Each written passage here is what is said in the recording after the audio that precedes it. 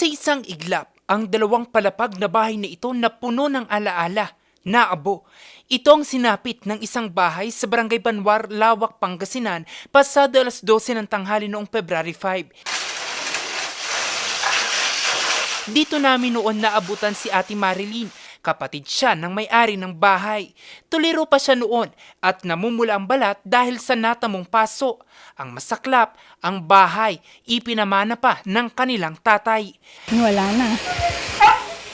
Anong memory yung meron kayo dyan, ma'am? Bahay lang yung tatay niyan. Siyempre, masakit sa dibdib. Anong nangyayari dyan?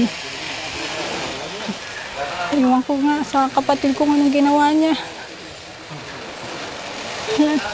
Wala na, hindi na may babalik. Kaya kamakailan lang, binisita sila ng First Spouses League of Pangasinan. Personal na iniabot ni First Spouses League of Pangasinan Chairperson Maan Tuazon Gico ang tulong sa may-ari ng bahay na patuloy pang nagpapagaling. Maraming salamat po, Ma'am Maan Kiko po, saka Gobernador Ramon Kiko III. Binisita rin ng grupo ang isang pamilyang nasunugan sa Barangay Moreno, Binalonan, Pangasinan. Hatid rin nila mga kagamitan pang konstruksyon para makapagpatayo muli ng bahay ang mga nasunugan. Parte ito ng programa ng grupo para mabigyang pag-asa at maipadama ang serbisyong may puso sa bawat Pangasinense. Jose Robert Inventor, RNG News.